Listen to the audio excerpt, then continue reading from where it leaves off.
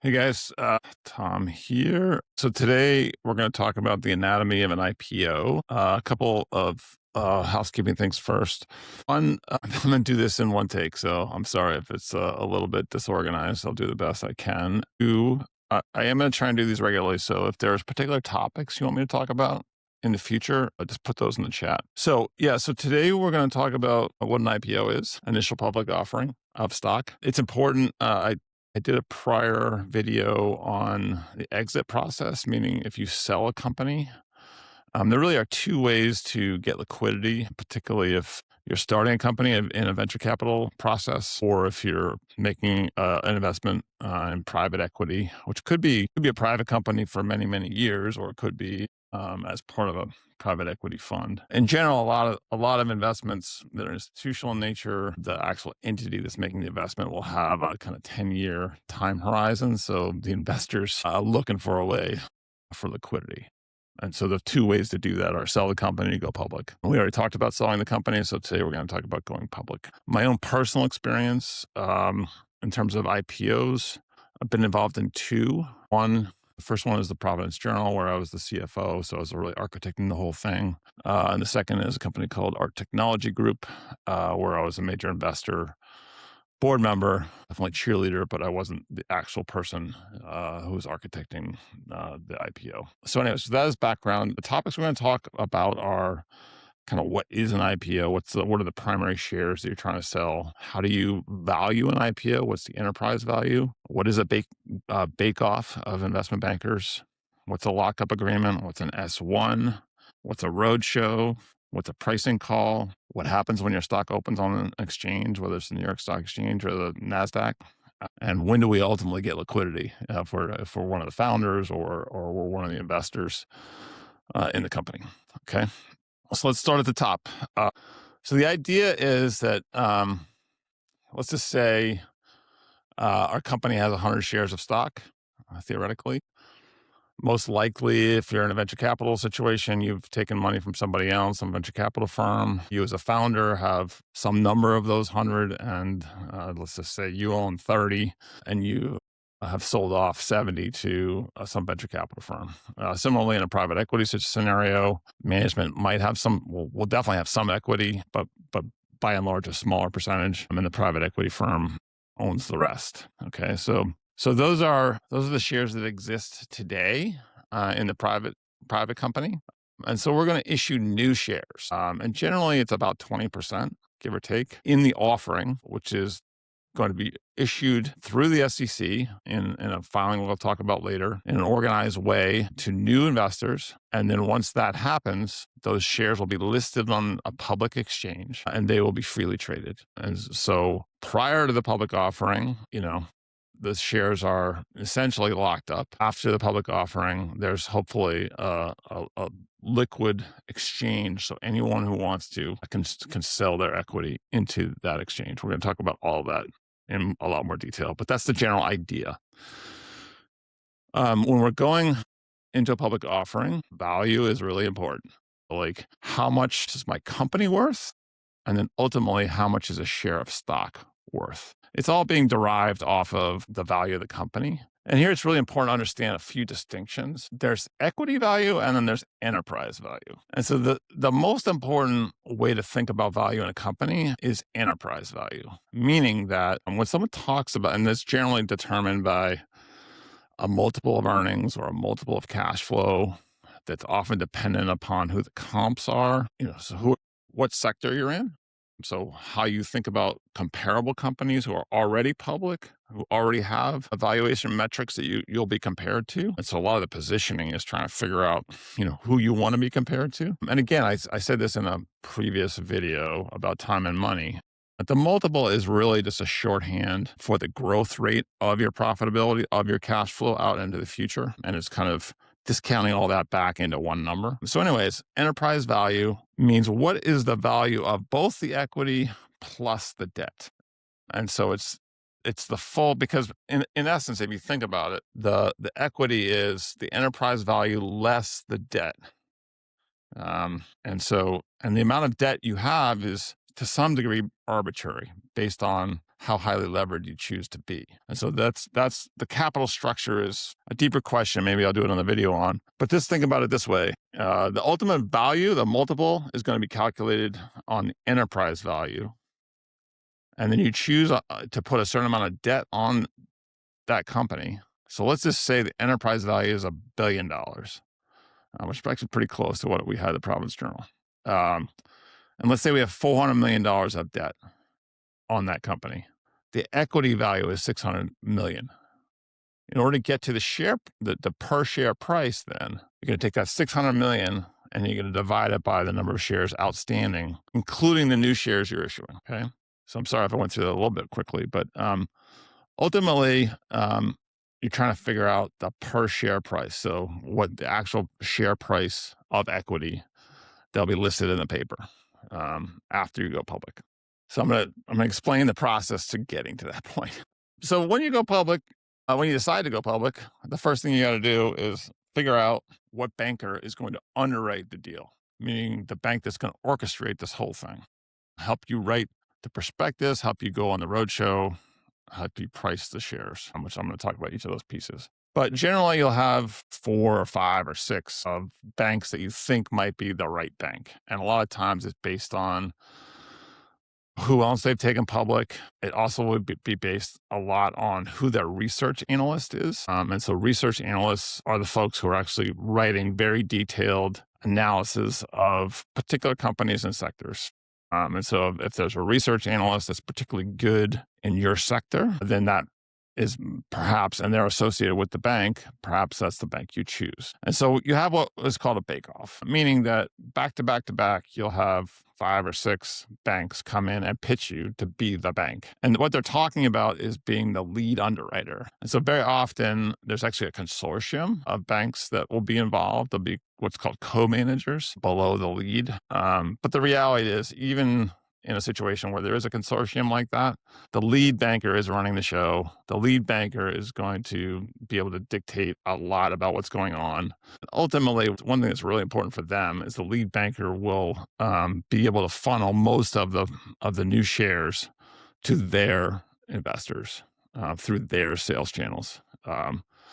Which is super important for what they're doing. And they'll also get the lion's share of the fees. Just on that point, the underwriting fees are generally, I'm not like totally current, but for an approximation, think of it as like 6%, most likely, of the value of the new shares being issued. So I think in the Providence Journal case, I don't remember, but let's just call it, we're selling $200 million of new shares times 6%. The banks are making $12 million. Like, it's a pretty good payday for them. But that's the price of playing the game. So anyway, so you have this bake-off. Let me figure out, and they'll roll out their most senior people, some of whom you may or may not ever see again. But you're trying to figure out who you really want to work with, who has the right, and they'll bring their research analyst, has the right analysts and kind of best fit. And at the end of that process, you pick your lead banker.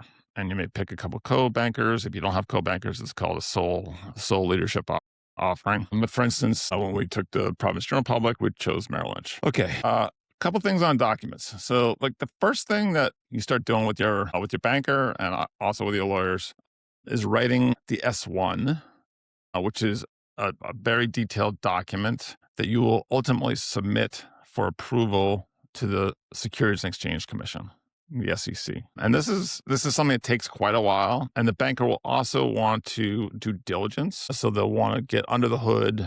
If you have assets that are, around the country or around the world, they're going to want to go kick the tires. So for instance, in the Providence Journal case, we had 9 TV stations. We had to take them out and actually see a bunch of the big TV stations. We had a bunch of other stuff that we had to show them. Had to go through all our books and records, et cetera. To make sure they're comfortable that what they're representing in the S1 is in fact accurate. You're also working with your accountant as well. So there's really 3 parties: it's the banker, the lawyer, and the accountant. And so you're developing this, it's probably 150 pages of disclosure, basically, about who is this company that's going public? Why would a potential investor want to invest in this? And another word for it is prospectus, but it's all guided by very strict rules set out by the SEC. So this all culminates, unfortunately for me, when I was CFO, this all culminates in this kind of last push, because you're going to print a bunch of these prospectuses. Every potential investor is going to want to actually have a physical copy of this S1. And so you're working with an actual physical printer. And so ultimately you'll go to the printer and you just stay there until it's perfect, which inevitably means, all-nighters.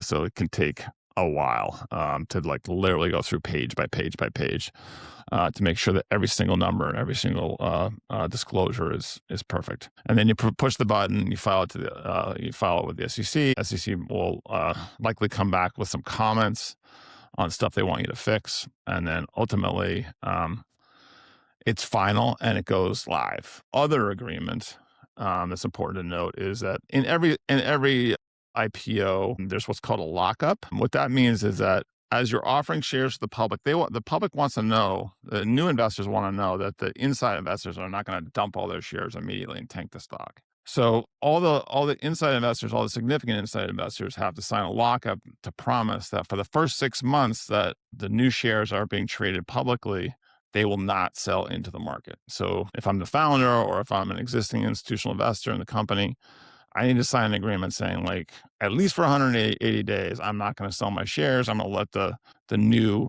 liquid shares of stock, build this market on their own before I try and sell my shares. So that lockup agreement is standard and really important. Okay, so now the S1 has filed and is live. So now it's time to go meet investors. So this is the roadshow. So typically the top, 3 or 4 management team members are working very hard with the investment bank to come up with a deck that presents the company in the most favorable light. One of the things to note here is that it's pretty much prohibited to give forward-looking statements. And so in general, the deck is about who the company is, what you own, and what your historic performance is. You're not necessarily talking about projections, but you're trying to give prospective investors a sense of why it is that they should want to buy shares in your stock, and ultimately why they should want to buy it at a higher valuation. I should say that in general, the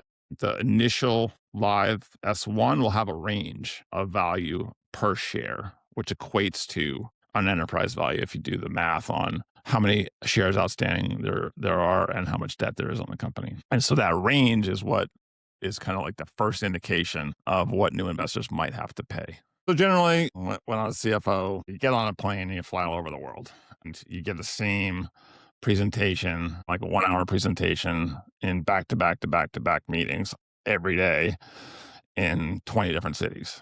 In that case, I think we hit probably 15 cities in the US and 6 cities in Europe. But depending on how big the offering is and what institutional investors you want to hit, it could be more or less than that.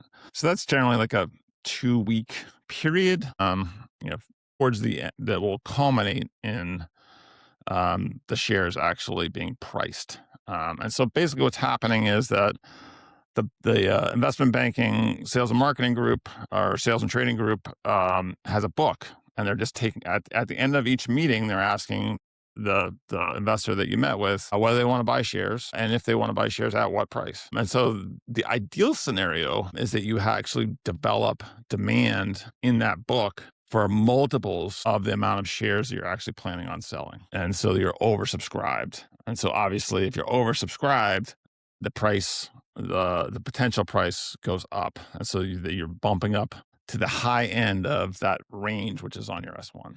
Okay. So this all culminates at the end of the roadshow. You end up most likely at the offices of the investment bank, who's the lead advisor, lead manager on your IPO. And you have this kind of critical meeting, which people kind of laugh about in a way, cynical about, I guess. And so there's this tension in that meeting. So this is the meeting where the investment bank is going to propose the actual price per share on your IPO. And they have like this kind of internal tension, which is they don't want to necessarily sell shares at the highest possible price. They want to discount, 10, 20% below that price, so that for 2 reasons. One, so that they can give goodies to their friends, so they can give their institutional investor clients shares in your IPO, actually directly as part of the IPO that will then be worth more instantaneously once the shares start trading. Okay. And the second reason is they want momentum. So they want the first day that there's actually free trading of stock for the stock to go up. And so the amount of that discount is the debate. And as the company, obviously you want the discount to be as little as possible because you want to sell your shares at as high a price as you can to raise the most money.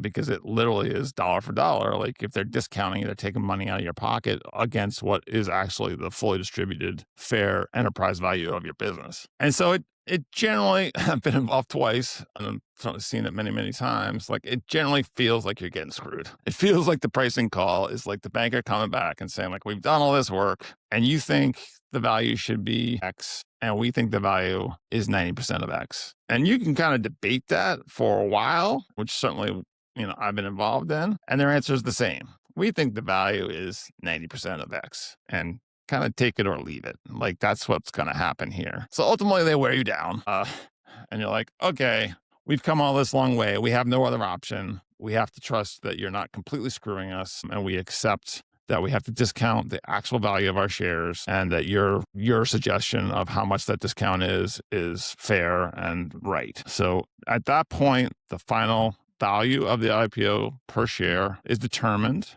There's actually a final prospectus, a final S1 that is issued. And so it's that same printed document, and you'll kind of see this maybe framed and stuff because it's like what people will actually look at. It's exactly the same. The initial one is often called a red herring because it has red ink on the front. The final one has no red ink and it has the actual, it's not a range now, it's the actual share price of like what those shares were sold at. So like going back to our example of the Providence Journal, if there were, 100 shares, for instance, this is the price at which that new 20 shares are being sold. Okay. So they literally are transferred into the accounts of the institutional investors that the investment bank picks, the lead investment bank picks they want to actually transact with. So that's the actual pricing of the IPO. The company hasn't actually started trading yet. So the next day after the pricing call is the first day of trading. And so depending on which exchange you're on, it could be the New York Stock Exchange, it could be the NASDAQ. NASDAQ is a little different in that there's actually not a physical location. The New York Stock Exchange, there's a huge floor. And so in the case of the New York Stock Exchange, you get up early, you go to the stock exchange, you have breakfast with the president of the exchange, CEO of the exchange. Like there's a lot of formality. They actually gave us statues of bulls and bears and all this kind of stuff. And then you go out on exchange and at the New York Stock Exchange, you have a specialist. So it's one person whose job is to make a market in your shares. You go stand over there next to your specialist. And like when the bell rings to open the stock exchange, buyers and sellers of your stock are screaming at each other. And generally, because you've priced it at a discount, the first trade will be up, and it's a matter of how much up. So there's like chaos going on the floor exchange. In the case of the Providence Journal, the specialist took like the biggest buyers and sellers off into the corner, and like it took them 20 minutes to figure it out, like what the first trade was going to be. And then, they figure out what the market clearing price of the first trade is. They close that trade, and that's the price that actually appears as the first public trade of your stock on the exchange. Appears on the ticker. A big deal. And so then there's just open trading. People are buying and selling your shares all day long and forevermore. And, and there's generally like a ceremony at the end of that. If you're on the New York Stock Exchange, like everyone who's on the road show, maybe a bunch of other people go up and like ring the bell and go on CNBC or whatever the hell you do. So at that point, you're public. But remember, the insiders are still locked up. So if the whole point was liquidity for you as a founder or as an institutional investor, you do not have liquidity. You have like kind of theoretical liquidity because you can see where your stock is now trading, figure out what the value of the shares that you own might be, but you can't sell them yet. And so you have to wait that 6 months, that 180 days. And often there's a lot of conjecture and even people betting, hedge funds, whether the stock is going to go up or down based on the insiders who may or may not show up and kind of dump their shares on the 181st day. So for instance, in our technology group example, there was a lot of short interest. There was a lot of people who felt like, this this stock is like, going crazy. There's a huge amount of illiquid wealth that people are going to want to dump on the 181st day. And so it was very nerve wracking for us. In that situation, thankfully, there was actually more demand who showed up on the 181st day. And so the shorts actually had to cover their positions because the stock actually started going up when they expected it to go down. And when they covered, essentially that generated more demand. So the stock went up even more. So it was a happy day. But that's kind of soup to nuts on what happens in an IPO. Hope that was helpful. Like I said, leave any questions or topics that you want me to cover in future videos in the comments, and I'll see you next time.